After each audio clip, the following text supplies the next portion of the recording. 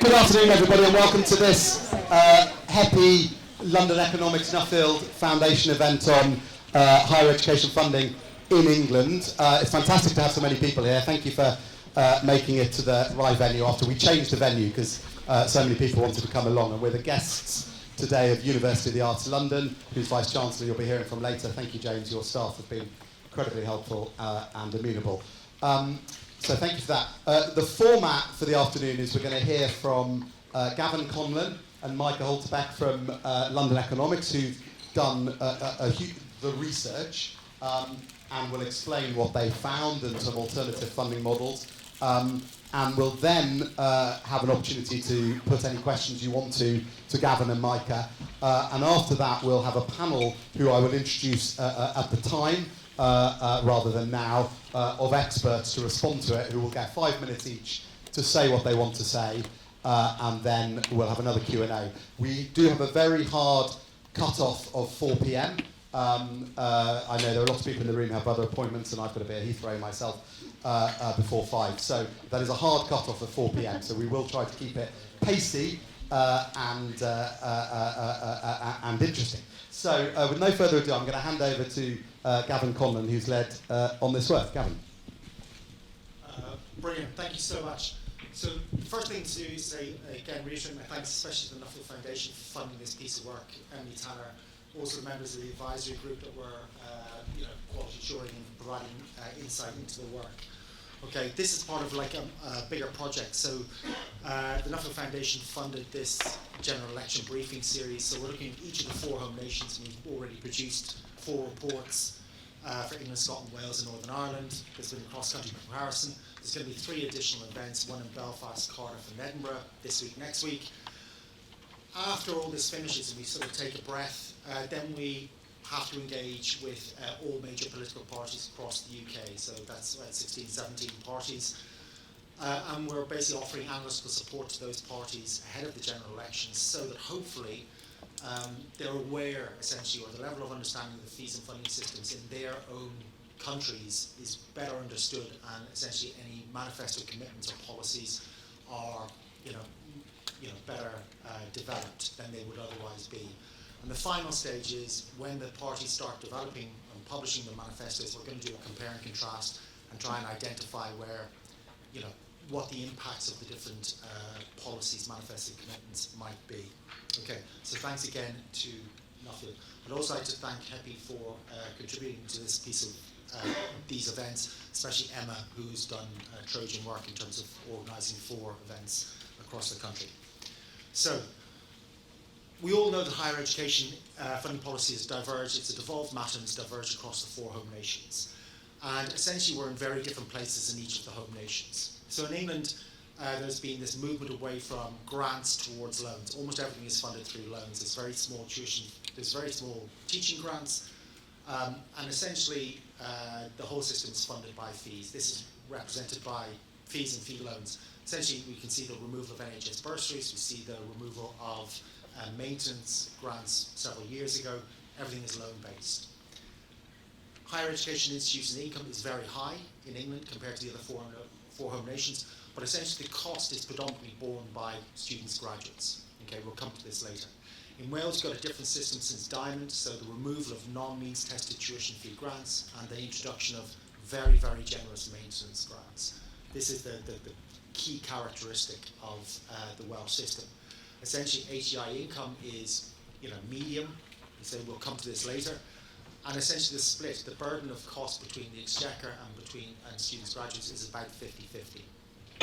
In Scotland, we've got a completely different system, and essentially very low fees of £1,800 per full-time undergraduate first degree per year, but this is essentially entirely funded by tuition fee grants. There are moderate, there are very high teaching grants, funding higher education institutions, and then moderate maintenance grants and maintenance loans. We'll come again to this later, but Scottish institutions are essentially quite significantly underfunded or relatively underfunded compared to institutions in England, and the cost is almost entirely borne, in fact totally borne by the Exchequer or the public purse in Scotland.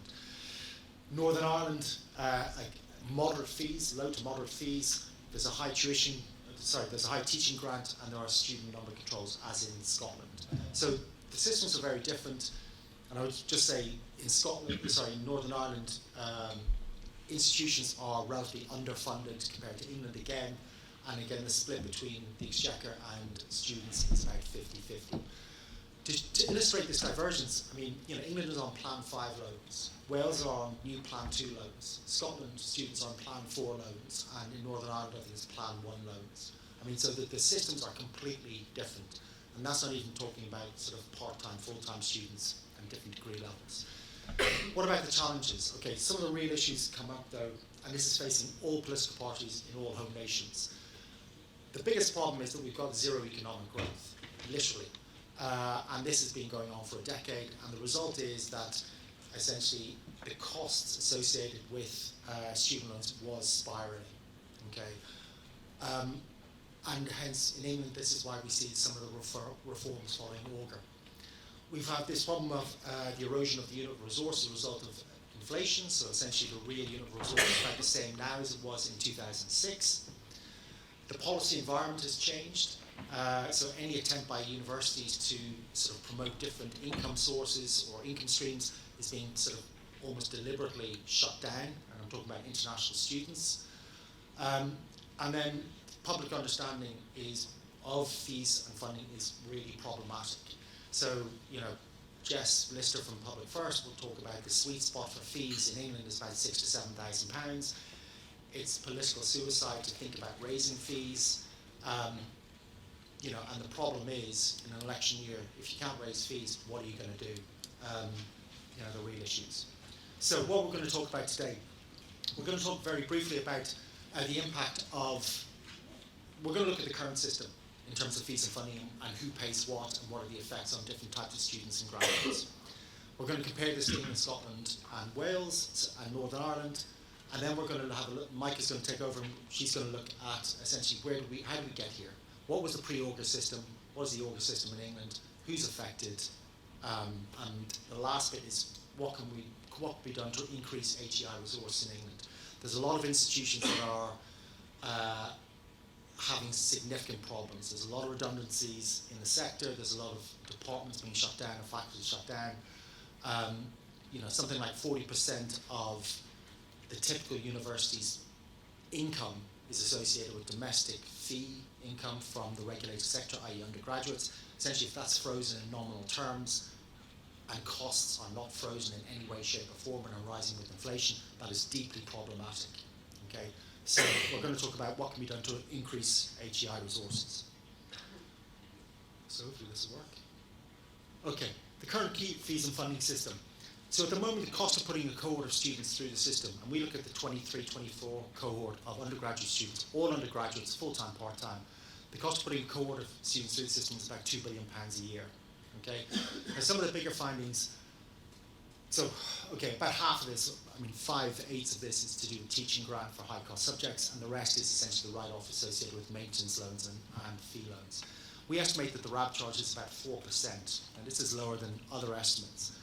And there are differences with estimates produced by, for instance, the IFS. So their estimate is around 13% on a like-for-like basis, but that's using slightly different discount rates. If we apply the same discount rates, we come up with a RAB charge of 11%, essentially the same thing. The Department for Education's RAB charge is about it's mid to high 20s, but we use the most recent OBR forecast and Bank of England forecast, so essentially we've got more optimistic earnings predictions, essentially. But as everybody will sort of say, future earnings and projected earnings, it's very sensitive. Any analysis is very sensitive where we think earnings are going to go. Okay, higher education institutions predominantly receive their funding through student fees. And if we look at debt on graduation, it's about £50,000. That's down a couple of thousand compared to pre-Auger. And average repayments are about £54,000 for male graduates and £42,000 for female graduates. One of the things that has happened where we are now, if we look at the repayments by lifetime earnings decile, essentially the changes, and Mike's going to talk about this, essentially the changes that were introduced recently, and what we're talking about is the removal of real interest rates, has essentially guillotined repayments for the highest earners. So it used to be the case that this was sort of more upward sloping, and higher earning graduates paid a bit more, but essentially the removal of real interest rates has cut or stopped repayments of the highest earning graduates. So we sort of think that this is locally regressive, okay? But that is just the state of the system. We're going to break this down a little bit going forward. So if we compare, how does England compare to the other home nations? So this is building on the previous analysis, but essentially, if you look at higher education institution income, in England it's about 10,220 per student per annum, okay? And this is predominantly fee income, and there's a little bit of teaching grant income. In Wales, it's about 9% lower, and then in Scotland and in Northern Ireland, it's in the mid-20s, 25 or 23% lower. So institutions in Scotland are relatively underfunded compared to institutions in England. In terms of the Exchequer cost, this is quite remarkable, but the Exchequer cost per student per year is about £1,600 in England, okay? And this is essentially the proportion of the loan that's written off by the Exchequer, and then, which isn't much, okay, given the fact there's a RAB charge of 4%. But if you look at the other home nations, if we look at Scotland, the level of public investment in higher education in Scotland is 5 times higher per student per annum than the typical level of investment in England. Okay, 5 times. In Wales, it's 3 times higher, okay, twice to 3 times higher, but essentially this reflects the very generous maintenance grant system that exists in Wales. But there are huge differences. And then in Northern Ireland, it's a more moderate system. Essentially, there's lower fees and higher teaching grants, and there's moderate maintenance grants and maintenance loans. But essentially, the level of public investment in Northern Ireland is about 3 times the size as that in England. Okay, so this was quite surprising when we sort of did the numbers. Okay, if we look at the balance of contribution, now this is probably going to cause a couple of people to, sit up and look. So in terms of the balance of contribution between students and graduates and the Exchequer, in England we've estimated the Exchequer contributes about 1/6 of the cost of a cohort of higher education students. So 16% compared to 84% borne by students, graduates. Okay, and essentially because there are no maintenance grants, it's all a loan-based system. Okay. In Wales, we have 44% contributed by the Exchequer and about 56% contributed by students, graduates. Now, some of these numbers might seem odd, but just to place this in context, and the analysis we've done, if we just looked at fees and the contribution to universities, in Wales, essentially there's a £9,000 fee, or there was in this analysis. The Welsh Government decided to change the fee next day to 9,250, which is helpful. We've had words. But the point is that the whole Welsh system is essentially fee-based, okay? Fee-based and backed by loans. So if we don't think about anything to do with maintenance, the proportion of the contribution, the balance of contribution in Wales is about 4% for the Exchequer and 96% for students. And that's if we just look at fees, okay, because it's such a small write-off. But when we add in the massive whack of maintenance grants and the write-off of maintenance loans, when we add that into the equation, then we get this 44-56 split. Okay? In Scotland, essentially we have a system where we think, or we estimate that essentially the Scottish government pays for higher education students to go to university.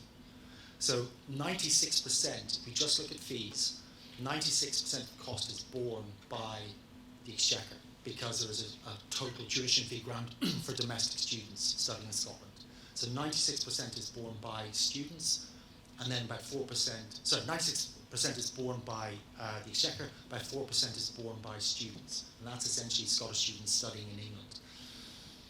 Once we add in, on top of the tuition fee grant, essentially, once we add in the write-offs associated with maintenance loans and the maintenance grant, we get 113 minus 13. Slightly artificial, but it basically says the Scottish government essentially pays students to go to higher education. In England, it's quite the opposite.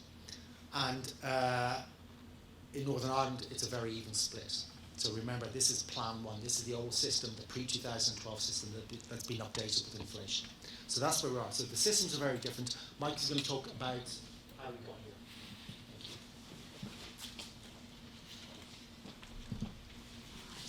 Some more numbers, sorry, Ron. So now we're going to look at what that system looked like before. So as everyone in the room will very likely know, there have been some very significant changes to the repayment terms for students, given the relatively recent response to the Auger review by the Department for Education.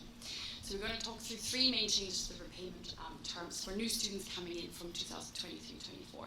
So the first one is a significant change in terms of repayment thresholds. So the repayment threshold has been lowered from about £27,295 to now £25,000. That was the very first step in terms of the repayment threshold. The second point is that the threshold is now frozen until 26-27 inclusive. Previously, it was increasing with average earnings growth every year. And then the third change to the repayment threshold, and this is really important, is the threshold is now operated with RPI, so retail price index inflation. And what that means is previously it was operated with average earnings growth, which is a larger growth rate than inflation, typically in most years. So as a result of all of this, essentially in every subsequent year, the repayment threshold will be lower than what it was under the previous system. Therefore, a lot of graduates would essentially make large additional higher repayments than under the previous system. And this freeze in the repayment threshold and this operating with RPI particularly, that's also referred to as a version of fiscal drag. And it's essentially because the threshold doesn't increase with average earnings growth, but it increases with a lower proportion every single year. Changes the repayment threshold.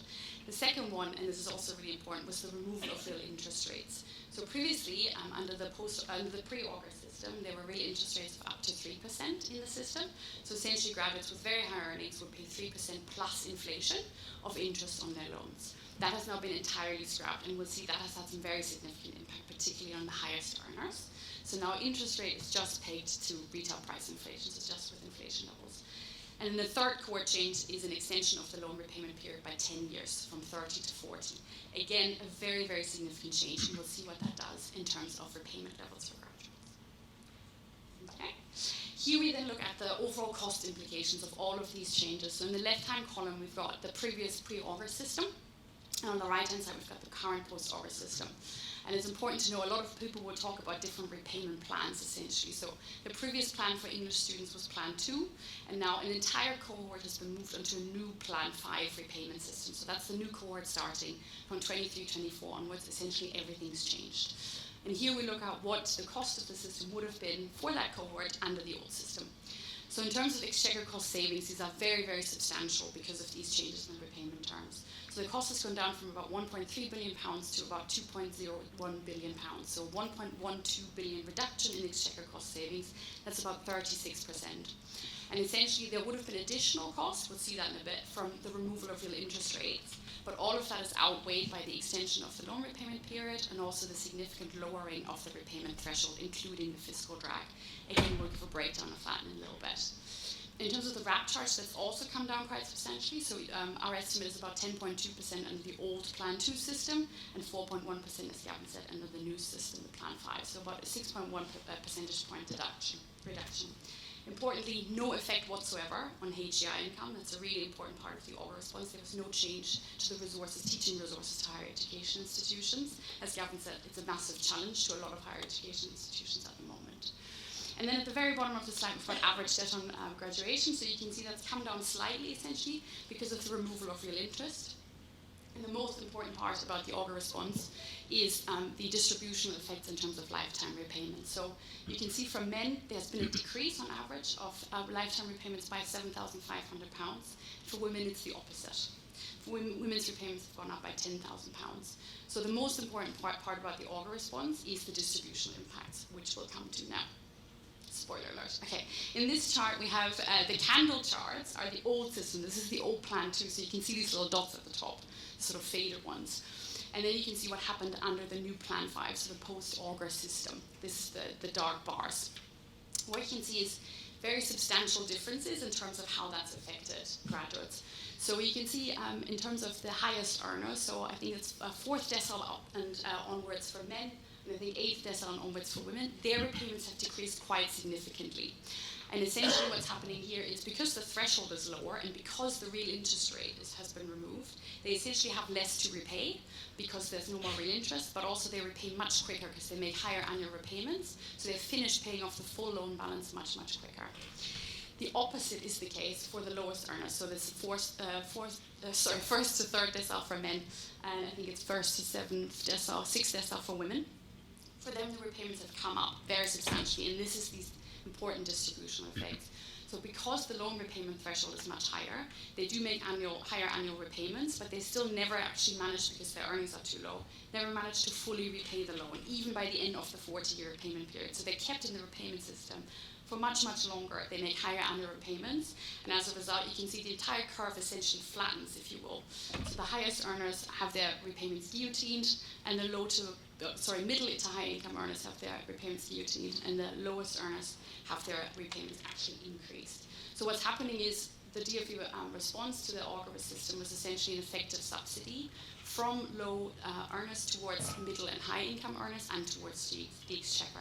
So the entire Exchequer cost savings of more than 1 billion is created by higher repayments for the lowest earners. So it's quite a regressive policy, as you can see. It's not good news. Here we then decompose the total effects of these various changes in the repayment terms that I mentioned. So we go from the left-hand bar of the previous cost, as I said, it's about 3.13 billion, to the right-hand side blue bar, so it's about 2.01 billion, how that breaks down. So if there had just been a removal of the real interest rates, that would have increased the cost very significantly by about 3.58 billion pounds for just one cohort, because interest rates generate a lot of revenue for the Exchequer, essentially. Against those cost increases, though, you have substantial cost savings from the other changes to repayment. So just increasing the repayment period to 40 years has about a 366 million saving to the Exchequer. Then lowering the threshold to the 25k that it is currently is about a 1.08 billion pound saving. And then very importantly, just the fiscal drag includes a saving of about 3.25 billion pounds. And this is a very important point about the entire auger response. It's essentially these changes that seem quite small to graduates, and a lot of graduates wouldn't necessarily even be aware that this has changed, but even these seemingly small changes have very, very significant impacts on how the repayments work in the system. So it's a very difficult policy to understand in terms of what happened here. All right, that's the auger response. Now we move on to, as Gavin mentioned, there's a huge challenge in the system in terms of higher education resources, particularly for domestic students. And obviously there's a lot of debate about cross-subsidy from international to domestic students, but the key point is there's still very limited funding for domestic students currently coming from students and the government. So essentially the core question is, what can be done to increase HEI resources without increasing fees? So increasing fees, as Gavin said, is essentially it feels like political suicide at the moment. It's entirely politically unpalatable. So the key question is then, what can be done? And essentially the only real way of increasing resources, at least in the short term, is to increase teaching grants paid by the Office for Students to English HEIs, and that's what we model here. So what we model is, just to show essentially what that impact would be, a £1,000 increase in teaching grants from the OFS just for English higher education institutions. Obviously, it's going to be a significant cost to the Exchequer. So to pay for this, we also model the reintroduction of real interest rates of up to 1% here. So essentially, the highest earners would pay 1% interest. It's between 0 and 1% for lower earners, for lower earning graduates. And also, it's important to know it's a reintroduction of real interest rates, but it's not back to the full whack of the 3% as it was under the previous system. So you can see higher education institutions will be substantially better off here, so £1.17 billion per cohort of additional income. What all of this does to the Exchequer, obviously the Exchequer has to pay for those additional teaching grants, the 1.17 billion. But the reintroduction of real interest rates also generates a large amount of cost savings to the Exchequer, because again, the repayments will, and we'll see whose repayments will go up from graduates, and therefore the system will effectively become cheaper. So in the net, the Exchequer gains from this policy. So introducing real teaching grants with real interest rates will actually result in the Exchequer cost saving of £847 million per cohort. So very substantial. And the key thing is that, of course, then can also be used for other types of funding. So it can be used to increase funding elsewhere in the system, say maintenance support. So for example, we looked at what that would pay for, and it would be approximately a £2,300 maintenance grant that can partially replace the current maintenance loan. So it can then be essentially recycled, that funding, for other parts of the system, which is a key win essentially from this. In terms of average debt on graduation, we can see that goes up very slightly at the very bottom of the slide here, again because of the reintroduction of real interest rates, and average lifetime repayments on average go up, but again, very important distributional impacts which I'll come to. Not everyone is affected here. So reintroduction of real interest rates, again, these sort of, you can see the candle charts, the little dots. That is the current system, and then the different bars, the darker shaded bars, is what the reintroduction of real interest rates would do to average repayments. So you can see middle and high income graduates repay more than under the current system because they are affected by real interest rates. So essentially, they repay their loans ever so slightly later, not necessarily slightly in some cases, but they repay their loans later than under the current system because there would be real interest charged. The overall interest to them would go up. Very importantly, graduates at the bottom of the income distribution would be unaffected entirely by this. And this is because they already do not repay the full loan in the current 40-year repayment period, so they wouldn't be affected whatsoever by the introduction of real interest rates. And what you can see is essentially real interest rates make the system more progressive and is a key tool to try and improve some of the progressivity within the system, especially post-Auger system.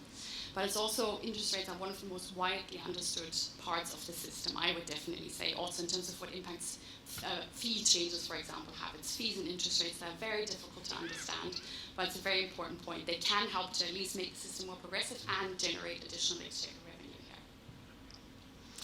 So, to conclude, as we've seen, HEIs are facing huge resource challenges at the moment. There's been lots of debate, both in England and in other home nations, about the fees. I think the fee debate in England is probably not as strong as it is in Scotland and Northern Ireland at the moment, to be honest. So in England, the combination of frozen fees and relatively low teaching grants has led to a real terms erosion of HEI resources over time. At the same time, what the Auger response is, on the DfE's Auger response, is there's essentially now very limited public investment into the sector. It's also really implied that graduates now bear most of the cost of the system, but it's also particularly the low income earners that have actually been affected by the DfE Auger response. So they lose out while the higher earners benefit, as we've seen. And it's predominantly male high earners that have benefited and predominantly females that have actually lost out from the Auger response, in effect. At the same time of this problem of limited HEI funding, so limited university funding, is also there's quite limited maintenance support, and this has obviously been covered a lot in the news recently. There's relatively limited maintenance support in England in particular, because England is still currently just based on a full maintenance loan system only and no maintenance grants. In all other home nations, at least, there's some part of maintenance grant that's available to students. At the same time, so huge funding constraints in terms of what HEIs receive and what students receive, but there's also huge funding constraints, of course, in public sector budgets.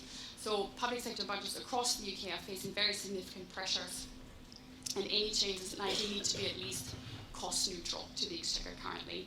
So there's very, very difficult decisions for the government to make in terms of where to allocate these very limited resources.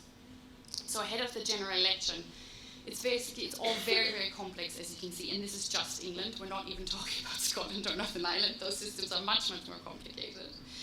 So there are many, many different policy options that might be considered. The key point is that all of them need to be considered very, very carefully, and that there's no short-term sticking plasters that are just applied to the system that are not very well understood. Because as we've seen, even very small, seemingly small changes to the system, like real interest rates, that are not necessarily, people are not necessarily aware in the public domain, they have very, very significant impacts, and the key winners and losers from these kinds of changes are also really not very well understood in most instances, like we've seen with the Auger response. So I've really talked everyone down now, so just to say thank you very much.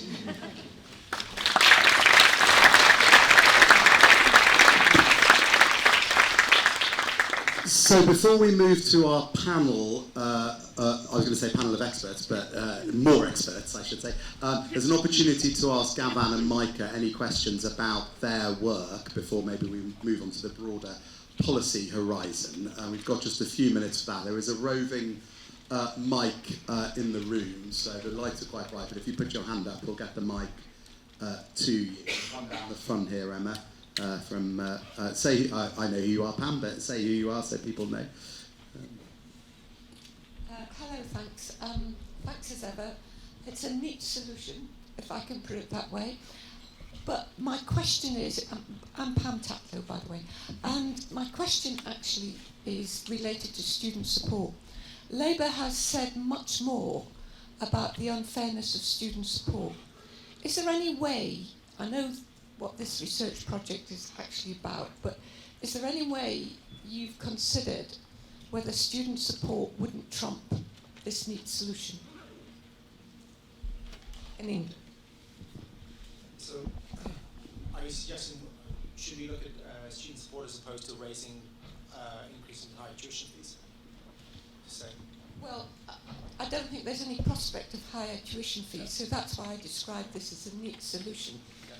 But if you think a new government, or even a government campaigning, a party campaigning to be in government, wanted to win the votes of parents and students, wouldn't they be tempted to look at cost of living and put their investment in cost of living and student support first? And have you got any neat solution for that? I mean, to be honest, we're economists, we're not politicians, so we can't sort of say what's happening. There's plenty of people out here who are more engaged politically, but I mean, clearly, just intuitively, suggesting to the reintroduction of maintenance grants in some way, shape, or form, or increasing the level of maintenance loan, is going to be attractive on the doorstep, as opposed to increasing, the level of HEI resource through teaching grant, which is, unfathomable. I think the issue, though, is that by increasing maintenance grants, it depends on how it's done, and the same with maintenance loans. I mean, if it's done well alongside it, I mean, the question is, there's going to be a degree of political capture. You can sort of say, I'm going to reintroduce maintenance grants, and to pay for that, what we're going to do is increase interest rates. But the increase of interest rates, for instance, will never be the headline. It'll be the reintroduction of maintenance grants. And one of the problems we have at the moment is the system is so complicated and it's so open to political capture that, and this, I think, feeds into the level of understanding amongst the general public about the funding system for the higher education. I mean, I don't know. I mean, I can't. Okay, Gavin, let's stop there because we're going to move on to a panel afterwards. You might very well have views in relation to your question as well, Pam and Mike. I'll give you a chance in a moment, but let's go. I saw a couple more hands. Let's take a couple together, and then Mike, I'll give you a chance to go first next time. Say who you are and where you're from. Hi, Lily Bull, Russell Group. I just wanted to know what response have you had to the findings that we're essentially paying Scottish students to go to university, and maybe the sort of lower RAB charge that we're seeing in Wales? What's the response been to that finding? Thanks, Lily. Michael, just before you do, I'm going to take one more because there's another one here, Emma. Take that one.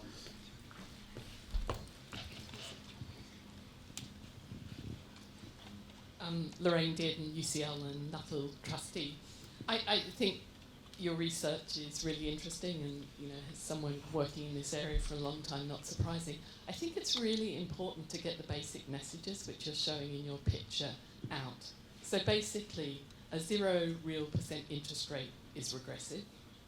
Our interest rate above the government cost of borrowing, which we used to have, is also regressive in that it's the middle who pay. The most progressive is setting the interest rate at the government cost of borrowing. Then that ensures the richest pay more. So I think that's a really simple message because it's not obvious to those who don't understand how interest rate works. So I think that would just be a really good thing. The most progressive is actually setting the interest rate at whatever it costs the government to lend the money to the students. Thank you, Lorraine. So bounce up and down. Then I think you need to say that maintenance loans should be the same for all students, and then you make it progressive by having grants. Now, the cost of that really depends on where you come from is related to your future earnings. I think we've got pretty good evidence they are related, not perfectly, but I think you can get an affordable system which is administratively simpler, means that students, just because of where they come from, don't have different loan amounts. poor have more. So I really think it would be really nice to get those messages in so that people understand. Thank you, Lorraine, and thank you as a Nuffield trustee for funding this work. Let's go to Micah first and then Gavin. Yeah, Lily, in terms of your question, thank you very much. I think in Scotland the response has almost been sort of, yes, we kind of knew that, because tuition fees are fully paid for. I think looking at the levels of maintenance support, obviously we have sort of a negative number in terms of students essentially are paid 13% of the system to receive. I think there's been, the response was sort of, yes, that's not a surprise. The real surprise is, I think, when you compare that to other home nations. I think this is where we are hoping this research will really sort of start to open people's eyes on. In the UK, it fully depends on where you come from and where you study, and you are funded by entirely different systems. Even your loan repayment terms are not the same. I mean, as Gavin said, so England is operating on Plan 5. Wales is currently still on the new Plan 2, which has also been changed in response to the Auger review. Northern Ireland is on Plan 1 and Scotland is on Plan 4. So this is literally, it is fully dependent on where you're from, and then also once you're finished studying, completely dependent still on that. So it's a very, very different system, I would Micah, say. should English institutions stop whinging, given institutions elsewhere in the UK are much less well-funded still? It's a very good question, and we've sort of had internal discussions like that because we knew the English system was bad in terms of HEI funding, but then when you look to other home nations, it gets grimmer and grimmer. So there is a key point to remember. All of the systems have very, very different issues, but the level of funding going into higher education institutions is particularly bad in Northern Ireland and Scotland, I would say, yeah. Thank you. So come to our event in Belfast on Friday, where we'll be repeating it. Gavin. Great. Well, is there any other quick question to them before we move to the panel? One other fun from Johnny Rich. Johnny, tell people where you're from. I'm Johnny Rich from the Engineering Professors Council, PUSH and various other places. I just wanted to check, the saving under your proposal, would that appear in the public accounts in the same way? Because I know that was the cunning wheeze that Nick managed to pull off with the £9,000, that he managed to channel more money but hide it so that it looked like they were spending less. A part of it would. So in terms of how the ONS is now treating the accounts, it's no longer the full fiscal illusion of we're just going to take the loans out. We're not going to record any of that in the public accounts. We're only going to record it in now 40 years when that's written off. And in the meantime, we've got positive interest coming in. So under the previous ONS accounting systems, loans look completely beneficial to the Exchequer. It's a fully sort of money-making scheme until in 40 years' time, or in 30 years' time at the time. And now essentially a proportion of the loans that will be written off is accounted for in the account. So I think there will be a small saving there, because what the introduction of real interest does is the proportion of the loan that is written off is actually becoming smaller. But it's not the full 847 million that we showed. Definitely not. Yeah, there's some small saving at least nowadays, yeah. Gavin? Johnny, we followed what the accountants told us to do. So I'm going to call a halt to this part because I'd like to move on to the panel. Obviously, Gavin and Michael will still be here if you've got questions you want to put to them. Their full reports are available on the London Economics website and are worth reading in more detail than we've been able to go into today. But thank you, Gavin and Micah, once again.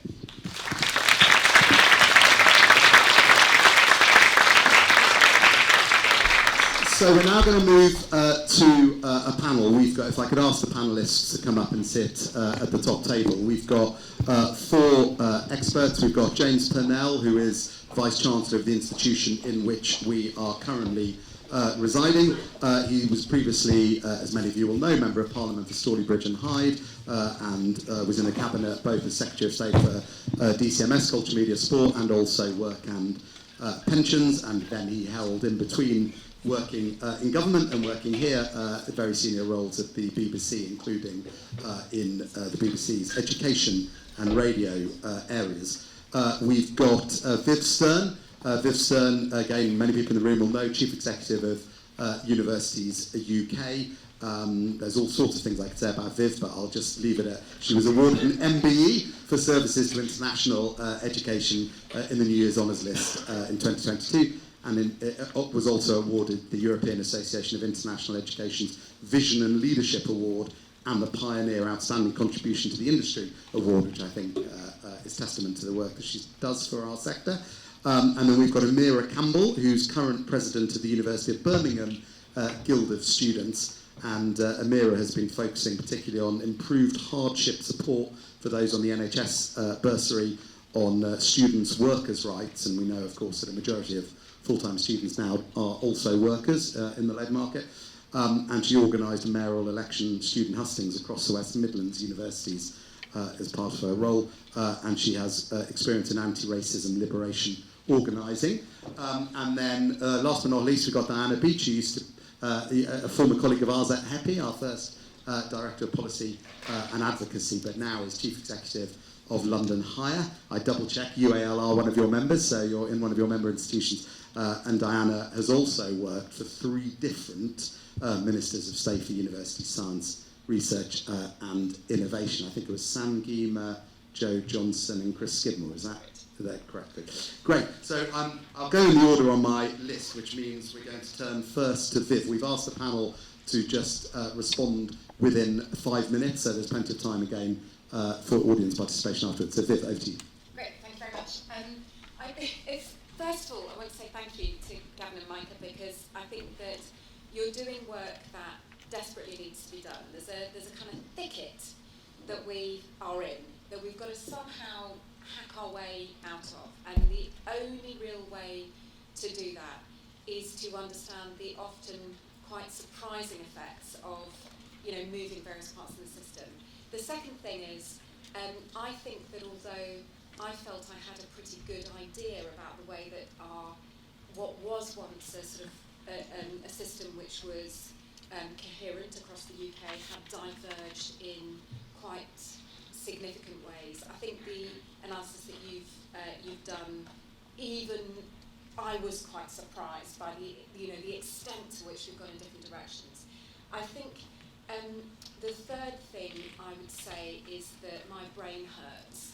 I can sort of see the problem from various different perspectives, and as you say, it doesn't serve us to think just as a higher education sector. We have to think as though we were holding political responsibility and then try and work out what you do. And it still feels to me like this is, I've described it before as a puzzle box. It feels to me like the hardest problem I've ever seen. It's fascinating for that reason. But with a puzzle box, I don't know, because I've never actually cracked it. I'm not that kind of person. It's like I've never actually managed to solve a Rubik's Cube either. But it starts with one move. You sort of have to start with moving one piece, and then that somehow will lead you to the next one. And so I'm not going to try and suggest I've got a complete answer to this problem, but I'm going to suggest 3 things that I think should sort of guide our response. But before I do that, I just want to make one really, I think, supremely important point, which is we need to. It's you can get right into the details of how the kind of the economics of this works and how the RAB charge changes, and but you have to keep reminding yourself to take a step back and ask yourself, what do we want from this system? What big things do we want for this system? And I'm going to say that if I had to pick one thing amongst all others that we want from this system, it would be that we can continue to support the journey towards the expansion of opportunity to participate in higher education. That has been a colossal success of the last couple of decades, that it has caused all of the political pain that we face, and that we're not finished. That we can't be finished for the simple reason that you're still twice as likely to go to university if you're from the highest social group in England, I think I'm right in saying England, than if you are from the least advantaged. And I just think we have to hold on to that idea. We're not finished. There are all sorts of other reasons why you might want to increase participation in higher education, but it seems to me you've got to keep that idea in your mind. And it matters when you come to thinking about things like maintenance support, because it may be that we are getting to a point where the absence of sufficient maintenance support is going to put people off, or it's going to cause people who should be able to complete to drop out before they're complete, because frankly they can't afford to succeed. Thank you. I'm so gobby, Nick. I can't imagine even in this setting there. So anyway, that's the big thing I think you should hold in mind. The second thing I'll say before suggesting my three things is that, you know what, I hope there's nobody who will ever repeat a single word I've said outside this room. It's just between us. Do you know the thing that really bothers me? It's that question you get asked every now and again when you're in the middle, when you're mid-whinge about how hard it is to lead an English university. And somebody points out that, you know, it's worse in Scotland, Wales and Northern Ireland. And you're asked to explain pithily, where's the beef?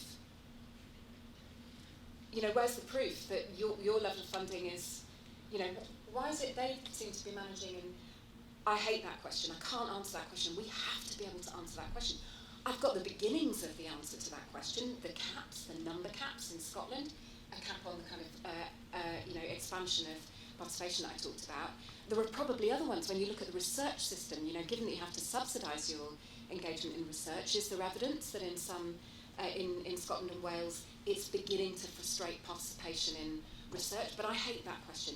And I hated it even more over the last couple of days because we've had a gathering of the heads of bodies like ours from not Australia, New Zealand, Canada, the US, Germany.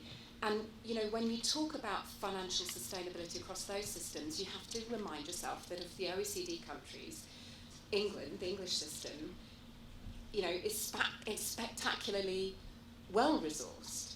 So we've got to be able to answer the question, what are we whinging about? Now, I say that fully understanding that we in England and more broadly across the UK, I think it is not impossible we'll see an institution get into such trouble that it has to shut its doors overnight. And I also think that one way of answering the question is there is no answer to the question, how much does it cost to deliver higher education? It is a how long is a piece of string question. You can do it much cheaper, but you might not want to. And that my answer would be, there's a reason why we're proud of our higher education system, and we should fight tooth and nail to keep it a system which stands in very many measurable ways head and shoulders above the comparisons internationally. But anyway, I really have to stop talking, so I'll say my three things. The three things are, we've got to get rid of the idea that linking the tuition fee in England to inflation is raising the fee. It's not. It's stopping it going down. And if we don't say that, nobody else is going to make that argument for us. I'm not arguing, or I don't think the UK is arguing, Sally maybe will want to say something about this, that we should put the burden of the fee on students up in the English system, because I think you've demonstrated that we're already a bit out of whack. But we should stop it going down in real terms. And I think an incoming government should do that really fast, because it won't be popular. But if you get in there and you do it straight away, I don't think it's going to hurt you come the next election. The second thing is maintenance support should matter to us just as much as the funding for teaching, because in the end, if you cannot turn up because you're holding down two jobs, then it doesn't really matter how brilliant the support provided by universities are. The higher education you receive will be diminished by your ability to engage with it. So I think maintenance support has to be a priority. And the third thing I would say is that there's something in what Nick Barr talks about, which is about the balance of contribution. We have gone from a system in which it was quite clearly understood that higher education was good for all of us. You know, the fact that, you know, people are going off and studying all sorts of things, which means that if I if I run out of breath, cark over and, you know, get carted off to A&E down the road, some sweet guy or girl or you know, will pick me up and put me back on my feet, because they will have taken on a huge personal risk, and it's good for all of us that they do that, and we all benefit from the fact that people go to university. And so I think the public contribution to higher education, Nick's right, we should walk it back and restore some of the balance in the English system between the public contribution and the individual contribution. I've probably gone way over. Brilliant. Thank you, Viv. Thank you, Viv, in a very important areas. I'm going to go straight to James Pennell. Thank you very much, and welcome everybody. Great to have you here. think older members of the audience will know that Jarvis Cocker studied in this institution, but it's a wonderful institution which also, the last Tenor Prize was won by an alumnus CSM, Grace Wells Bonner, Phoebe Philo, Alexander McQueen, a whole host of people come out of this institution. I think it was your 20th anniversary last year, but I just want to say huge thanks to HEPI for the amazing work you do for the sector, and to you, Nick, for, I think, the most important fact about HE, which is the one you pointed me to first from the Millennium Cohort study, that 97% of new mothers want their children to go to university. And if you went back to Jarvis Cocker's time here, in fact it would have been down the road, you would have had a much, much more elite group of people coming to this college and to universities. And one of the incredible things that we've done through brave and wise decisions by politicians of all stripes, actually, and advisors, is we have met, as we've said, that aspiration of a very large number of people for their kids to go to university, and certainly more than existed when Common People was penned.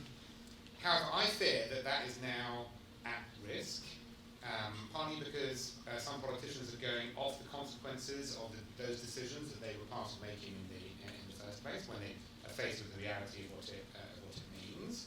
But secondly, because I can see actually two rather suboptimal potential futures for HE. The first is one in which, as we said, we rode back on that aspiration. We said we haven't got the money for a mass participation system, so we'll go to 30 or 40%, but there'll be more money for the cost of that each student's education. That is a route you could go down, I think, for the very reason that Nick pointed out in that fact, that's a suboptimal route. There's another suboptimal route, which is we continue to want to meet that mass aspiration, but we don't fund it, quality goes down, and I think the answer to this question is, at the moment we have the best graduation rates in the whole of the OECD. We could gravitate towards a system of much, much bigger classes, much lower quality. I don't think that's where we would be happy ending up in 10 or 20 years' time. So, what do we do? Well, London Economics have done a fantastic report, thank you, and I think it does point the way towards some of the answer. So I'm just going to make 3 points, really. The first is, I'm very persuaded that the system needs to be looked at again. Certainly in England, having a regressive system of this kind, it feels very hard to justify. I think different politicians can have different solutions. I think when we had the event on your earlier report for us with David Willits, it was interesting. David, I think, had a limit on how much more than the cost of their education you could expect a higher earning graduate to pay. I think more progressive politicians might want something a bit more progressive. I think there's a debate about where you end up. I think where we are now doesn't feel right. Point one. Point two, I think the AE report really does show there is some space in the system to make savings and to reinvest in maintenance. I mean, it's all investing in students, whether it's investing in the unit of resource or investing in maintenance, it's investing in students, because you want, when I look at students, the biggest thing they're worried about is money now. It's actually not what they're going to repay in future. So the fact that maintenance support has not kept pace with the cost of living is something that has to be fixed, and I'm amazed that it hasn't. So that does have to be fixed. But actually, the investment the students get in the education they get here is also spending money on students, and that also needs to be addressed.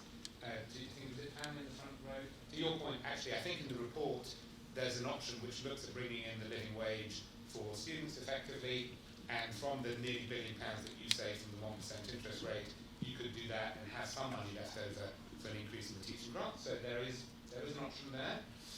Thirdly, I want to talk about political suicide. So I'm not a politician anymore, but it was I hope there's someone from Public First here to pick this up. So I went and looked at the report, and it's an excellent report, and it's very sophisticated, for example, about looking into the popularity of removing tuition fees, where if you ask the question directly, should tuition fees be abolished, it gets a positive response. When you then go and do a maxi-min analysis and look at that compared to other things that money can be spent on, much less popular, and Public First have a very sophisticated conclusion that actually it is not a popular policy in that context, and they also go and look at the different reaction by floating voters and the impact it will have on different seats. Great, very interesting and useful. if I can say so, I think the section in the paper on cutting the tuition fee doesn't meet that same test. And I'm worried that it's being picked up as a view that it would be political suicide to increase tuition fees. Because what the question actually is would you be in favour of cutting tuition fees, assuming that the money was made up from the taxpayer or government? And the most popular one that comes out in there is roughly £6,000 or £7,000. And actually we've got that model. So actually having both that report and the LE report together is incredibly useful, because what your report shows that would cost £3 billion. I don't think £3 billion is going to be found at any time soon to cut tuition fees. And if the PwC report, which the UK Commission is right, that if we see a decline in the rate of growth of international students by 20%, 80% of the sector is going to be in deficit, I think the priority for any saved money would be to address, as I say, maintenance costs and interest. Now, political suicide. Polling is incredibly important. It's incredibly important to tell you where the public starts from. It doesn't tell you whether the policy will be successful. And in the end, politics, and whether it's suicidal or not, will be judged by how successful your policy is. In a previous life, I was told that raising the retirement age was political suicide. And if you think that explaining the tuition fee system in the UK is complicated, try explaining the pension system in the UK. But through the Turner Commission, through the work that was put in place, a big campaign, actually raising the retirement age became pretty widely accepted, and we now have a system where there's 10 million more people saving their private pension, and certainly until recently it has become less likely for pensioner households to be poor than for working age households to be poor. If anyone is interested in pension policy, that's potentially starting to change, but that is a different meeting. So actually what I think the public first research does, hopefully, is to warn us that you'll be starting from a place where you needed to persuade the public, but I don't think the sector should start from the point of view that that would be political suicide. It is not for us to decide that. It would be up to the politicians to work out whether the case could be made. And again, to use the public first research, the most popular option in the alternative that you poll is a progressive tuition fee. We have a progressive tuition fee because the repayment is progressive. So it is actually up to the sector to make that case, and then politicians potentially to go out, if they wanted to raise tuition fees, and to say we have a progressive system, as Eddie pointed out, increasing the tuition fee or increasing real interest rates would not impact people who are less well paid. It roughly adds up to 1.6% of the income for women, I think it is, and 1.9% of their lifetime income for men. That feels like an acceptable price for people to pay to go to university and get, if they want, the increased income that they would get from being graduates, and if they don't want to increase their income, to not have to pay so because we have a progressive system. Great, thanks very much, James. So your former political colleagues are the people who need to say on that. So Amira, over to you. Yeah, thank you. I'm going to talk briefly because I'm aware that we're already at 3:30 and we're getting shooed out of here at 4 o'clock. But I'm Amira, I'm president of the Guild at the University of Birmingham. Massive thank you to HEPI, to LSE, to Nuffield Foundation for funding this, and to Hannah from the NUS for getting me on board and thinking about this. So I think there's a really fascinating story that we can tell about HE. We can talk about the conversation of how much we value it currently in society. I mean, the stat that you brought out about 97% of mothers wanting their children to go to HE, the story that you brought out about sort of us trying to widen the participation in the higher education sector, making sure that everyone truly can be a part of it, but also that they're not deterred from being a part of it. It's a really important story that needs to be, I think, right at the centre of all of these conversations that we have about its feasibility for its future and about its sustainability. And so when we've entered a world where we're talking about students who cannot afford to be students, a feeling, particularly within the sector when I'm talking to both staff and students, that it's not valued by way of government funding as opposed by public opinion. And also the feeling of the wide multiplicity of issues faced by students at universities that don't seem to be provided for or responded to fast enough or truly addressed to the extent that it needs to be. I mean, even in the last week, we can think about headlines surrounding controversial admissions and recruitment stories, or around the student mental health crisis, or even recently challenges with freedom of speech on our campuses. And we know that we are right at the limelight and right in the centre of a lot of these conversations about education its value and what steps that we take forward. And so I think there's never been a more opportune time for us to come out with a report like this, so thank you, and to speak to this. And I know that a lot of us have already spoken about, and I'm going to speak about again now more, the balance between sort of the RAB. When I read it, it was RAB, not RAB. But about the RAB versus sort of students and their contribution to education, and this sort of notion that because students are benefiting from it, that we must pay for it, sort of thing, rather than seeing it as a public good and value that we all believe in more widely. And so I guess there is a challenge that you said about whinging and sort of the England situation where the higher education institution is receiving the most, the students are paying the most, the public value it almost intrinsically the most, but yet the funding model doesn't seem to necessarily align with that value piece.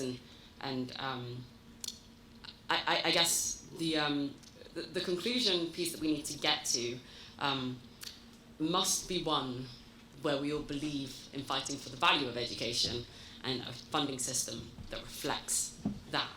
I won't say too much.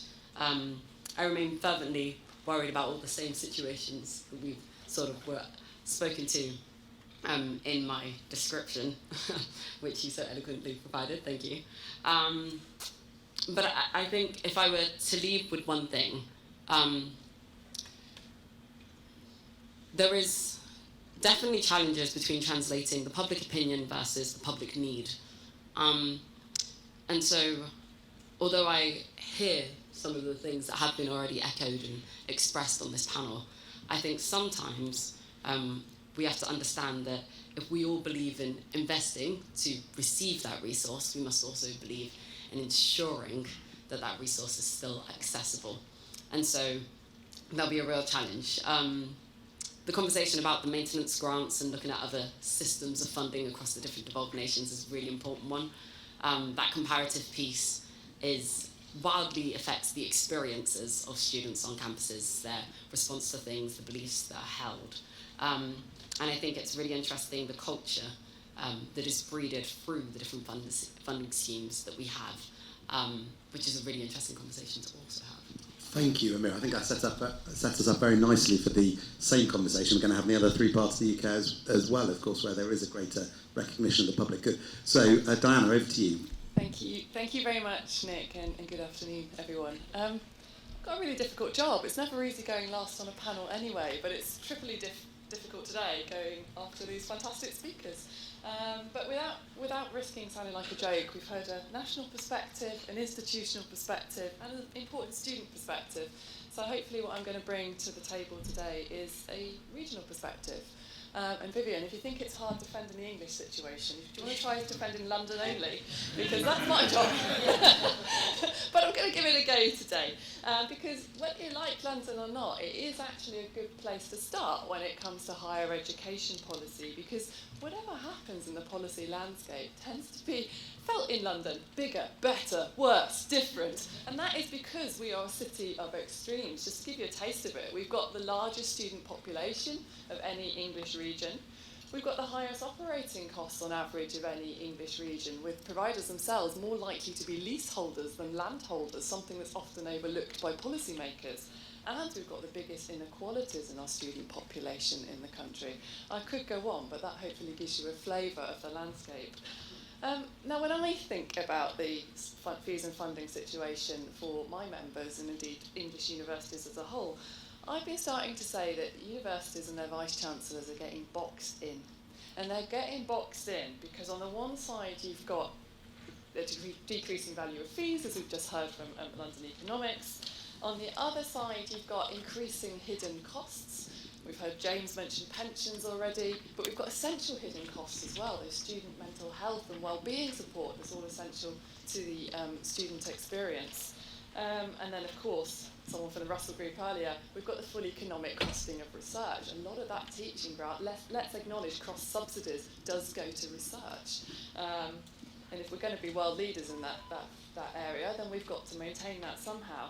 And at the bottom, where you might expect a cushion of support from the regulatory system, we haven't got one at the moment that I would say is fit for purpose. So we've got no cushion at the bottom of our box, and the top of our box, the lid is closing on international education and international student recruitment with increasingly regressive policies, I think, from the government. So what do we do to get out of that box? Well, we like our list of threes on this panel, so I'm going to add a list of three as well. And I'm actually going to start with bringing up the prospect of place-based teaching grants, actually.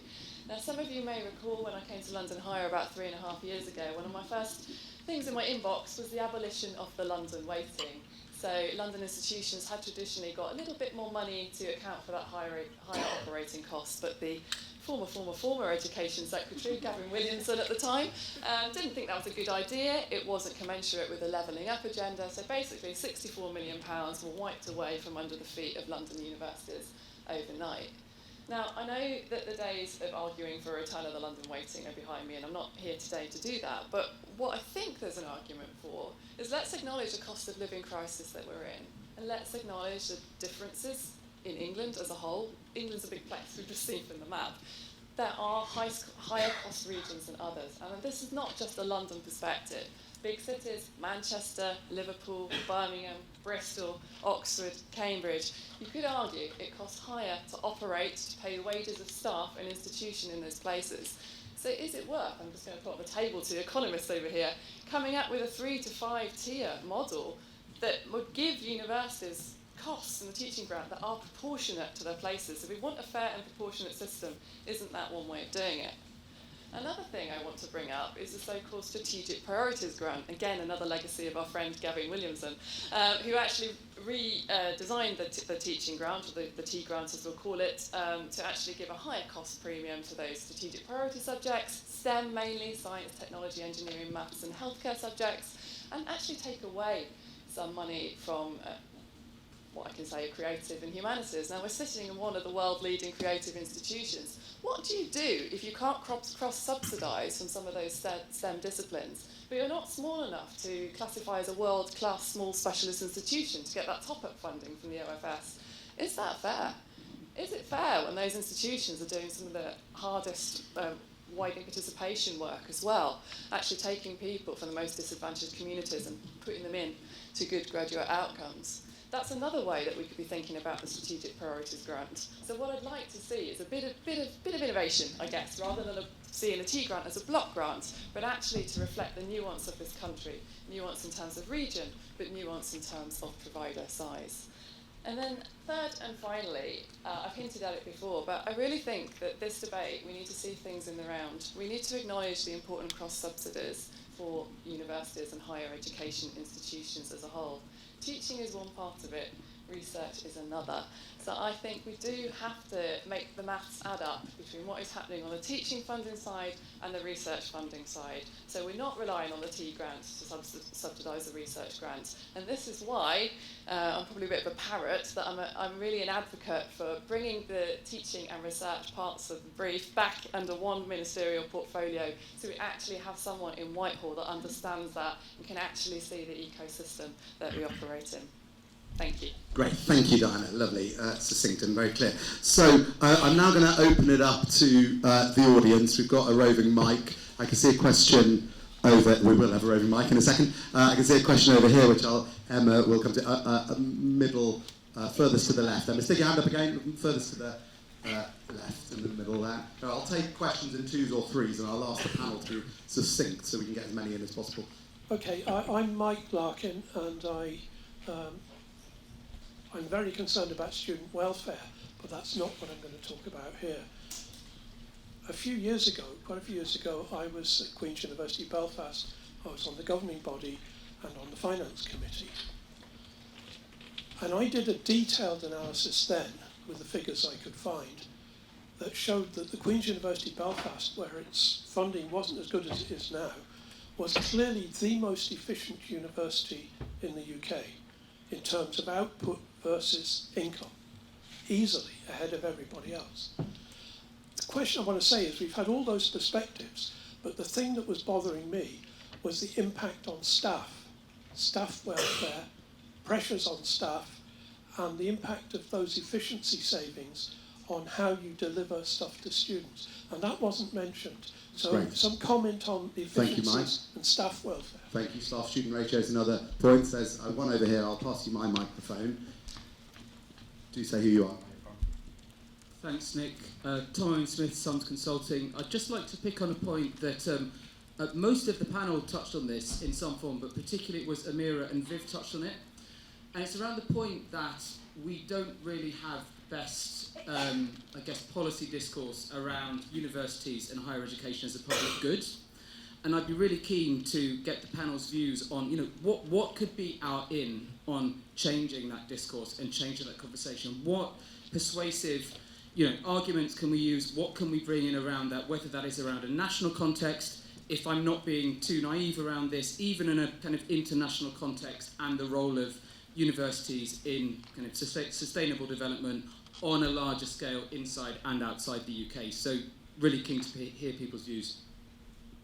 Thank you very much. I'm going to take one more, maybe even a couple more. This is Jess from Public First, who was mentioned a lot in James's. Hello, yeah. Thanks, James. It's always nice that someone actually reads your reports, so I'm glad of that. And definitely agree and disagree, but we'll come to that later. I suppose my question is a sort of political challenge back to the panel, which is that if you imagine you're sat in DFE and you have to spend the marginal pound on schools, childcare, universities or apprenticeships, which one would you actually pick if it came to it? Thank you, Jess. I'm going to take one more, 4 questions for 4 panellists. If I can see another hand, I think Emma's spotted someone else with a question.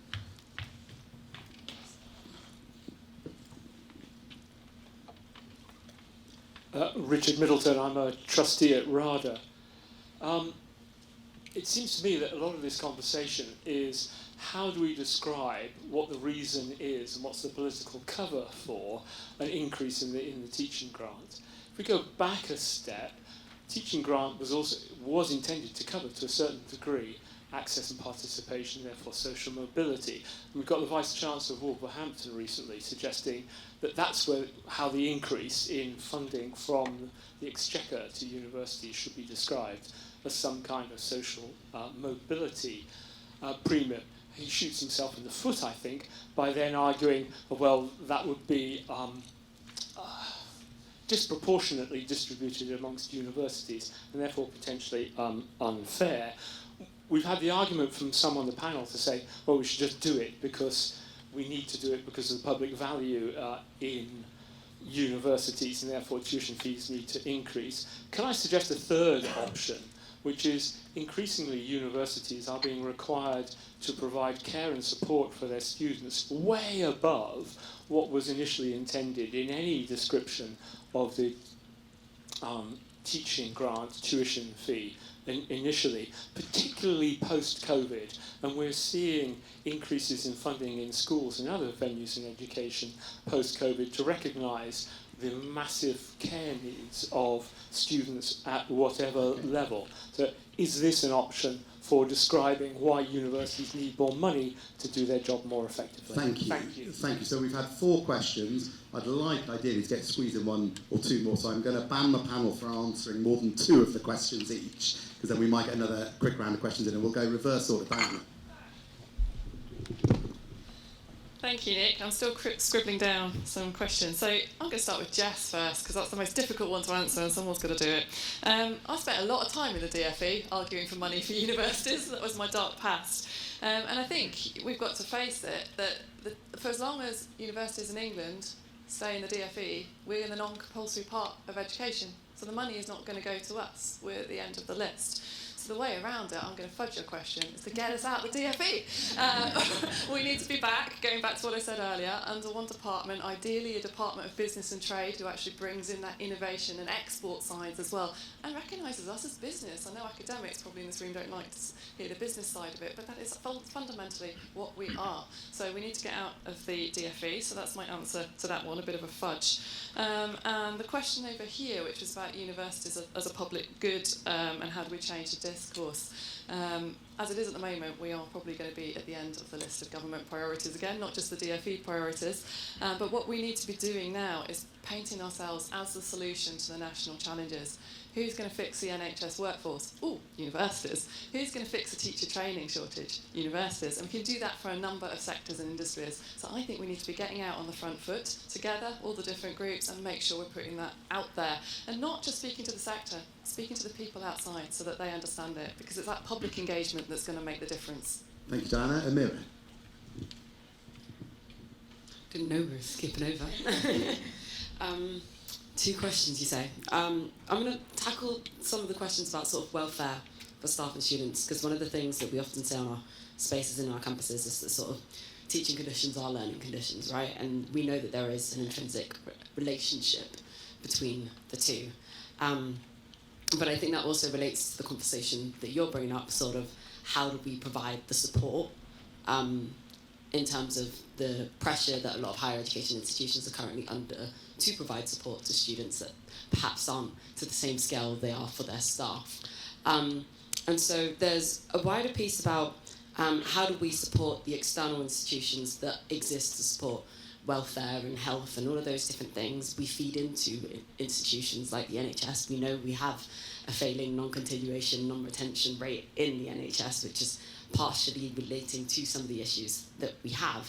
And so there is an intrinsic relationship between universities and welfare in the UK. And so I think stronger partnerships, better work, but also better funding for things like the NHS will actually alleviate some of the responsibilities for our higher education institutions around that. Naturally, we know that there are bodies that regulate, essentially, around universities and the work that they do, and at present, they are very necessary. We have students who are dying. We have people facing really serious challenges whilst at university, whilst in these spaces. And it's not something we can suddenly just rip off like a Band-Aid and stop doing. And so there's a journey that needs to be taken to make sure that we can provide that welfare support for both our students and our staff, to be an environment that continues to build that culture of research, education, innovation, and all the things that we pride ourselves on doing and working towards. Thank you, Amira. James. Thank you, fantastic questions. I think on Mike's question, yes, absolutely. I mean, welfare for staff, income for staff, welfare for students, income for students, they go hand in hand. Our universities are wonderful because our staff are wonderful. At the moment, we are in a difficult position in terms of industrial relations with our staff, and fundamentally that comes back to the same point that we're discussing, because the home fee is frozen. That is creating a limit on what can be done, and the gap between the aspirations, certainly of the unions and the employers, is pretty big. I think this year, certainly for us, protecting jobs is going to be just as much, if not more of a priority, and therefore I think the key thing, if we possibly can, is for the sector to come together to be making the case for greater investment rather than fighting each other. But we'll see how much progress we can make on that. To Jess's question, I think your point is absolutely right, in that I think we will want to make the case to the DFE to be making the case for increased investment in the teaching grant, and some rebalancing in terms of those numbers, so that there's a more proportionate balance between money coming from the teaching grant and from the student or the graduate would be great. I think you're right, it's unlikely to, it's implicit in your question, it's probably less likely to happen. Again, I don't think the sector should give up on making that case. We should just make whatever we think is the right case. But that's why I think we should be attracted to the changes suggested by London Economics, because you could make some changes which would free up money for investment. And it's also why making the plea for us not to rule out changes to the tuition fees, because that is something which would not be subject to your test about the marginal pound, because it comes from a different budget. And if Ellie, you're right that the RAB rate is down to somewhere between 4 and 11%, then actually changing the tuition fee or changing the way the student finance system works may be less difficult than finding a marginal pound for universities rather than childcare. Thank you, James. Viv. try and answer one, which I think is a really important question. There are two sides of this coin. One is how you try to bring more investment into the higher education system, and the other is how can we increase what's in our own hands, what's in this sector's own hands. Can we do more to streamline the higher education research system so that, okay, we all hope the cavalry is going to appear over the hill bearing enormous bags of cash, but if that doesn't happen in the next few years, well, we're going to have to think what is in our own gift. And there is something in what you say that reminds me of the legislation that went through in 2004, which introduced the first variable fee, whereas a kind of political, it was an entirely political move. The Office of Fair Access was created, and universities were required to put a significant proportion of their funding from the tuition fee into access efforts, and those are effectively addressing deficits in the system, the compulsory education system, which a lot of the universities making. And there's a part of me that thinks that as part of this, we've got to work very hard to work out how universities can streamline their activities, be more efficient, collaborate more, and do things differently. But we may also have to say, it's not right that a student, albeit paying back post-graduation, is funding something that is not really anything to do with them, because that's the transfer. I better not go any further. Because thank you, Viv. Thank you. Very clear. I'm going to take two more questions, and I'm going to give the final word of the day to Professor Dame Sally Mapstone, who is both President of the UK and Chair of HEPI, to hear her thoughts, and obviously may be able to offer a Scottish perspective as well, given her role at leading St Andrews. So I'm going to take as Emma, I think, there's someone up there, and then I'll come down here. Maybe I'll squeeze in three, but... Thank you. Yeah. Just to say it quickly, I think some of the inequalities have been spoken of. I was also wondering how would the sector receive something like an international student levy, and is that something that the sector has in its own control? Would there be consensus on something like this? I'm Ritika from Queen Mary. Thank you. I'll pass you my mic. Jim Concannon, University of York. I entirely get that it might be politically more feasible than perhaps we were thinking about increasing tuition fees.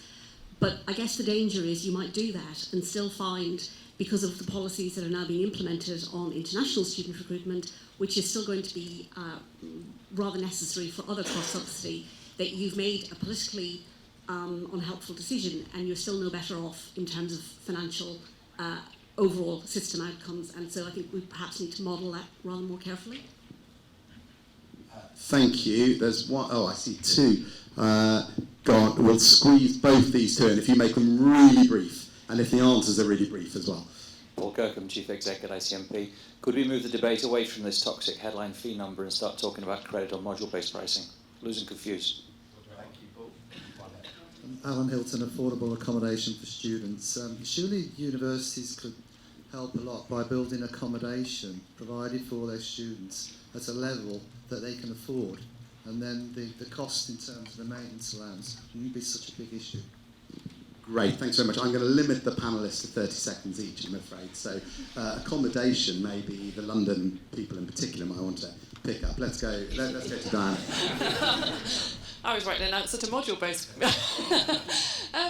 Accommodation is clearly an escalating issue in the sector, and actually London, I'm saying this with my fingers crossed, has been quite isolated in terms of supply at the moment. We are a big city, but we are at the forefront of rising costs. So the supply is here, mainly because what we're seeing with the cost of living crisis is that domestic students from outside of London, but elsewhere in the UK, are not putting London on their UCAS form anymore because they've got it in their minds that they are priced out of the market.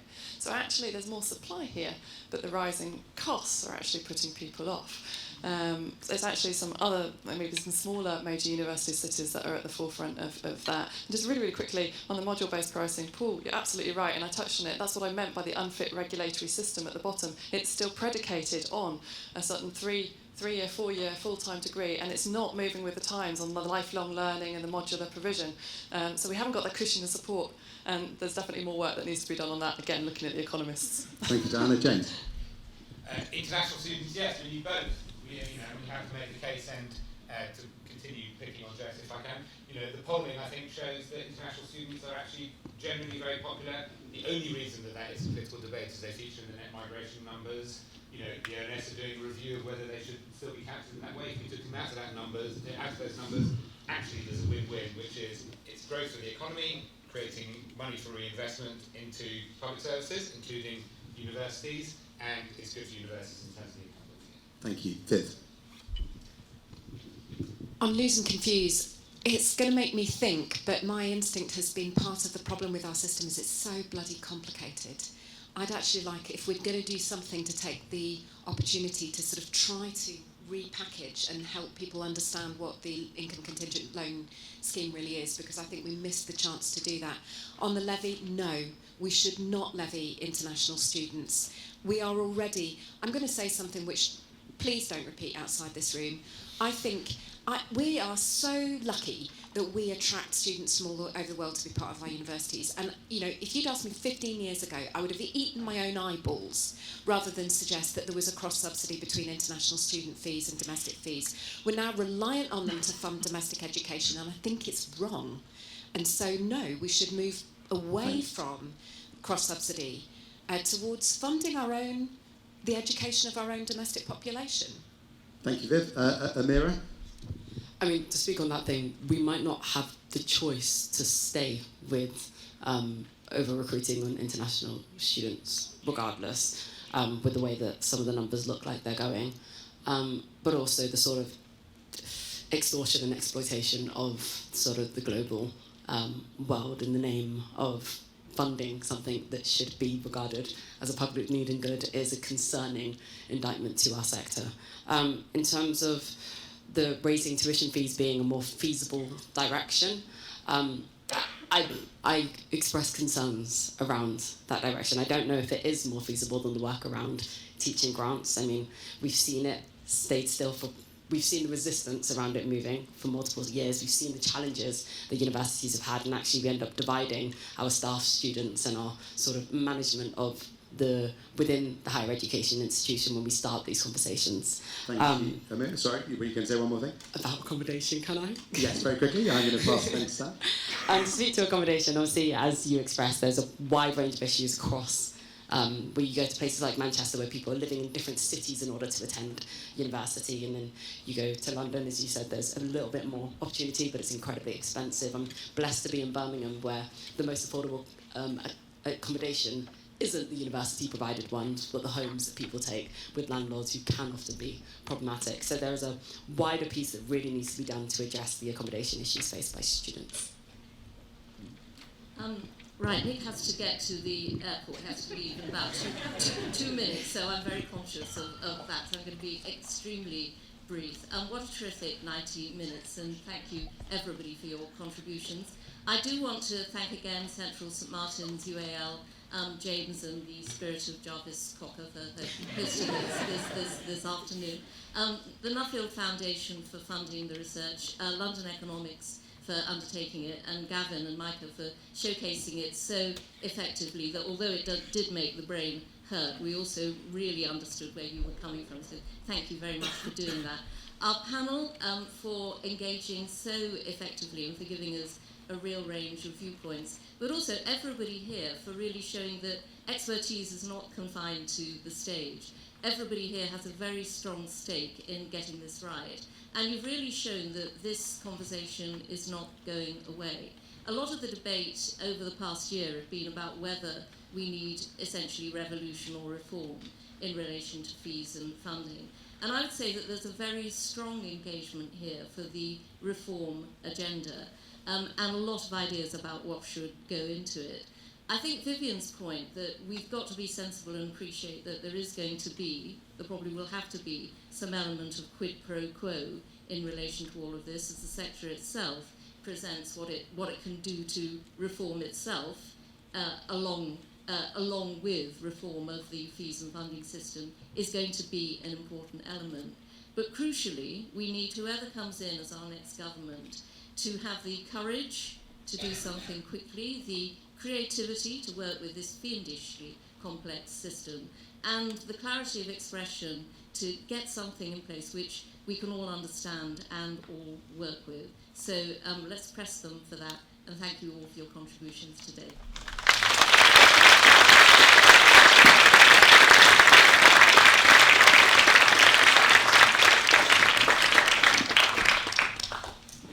Well, thank you everybody very much, and we look forward to continuing these conversations.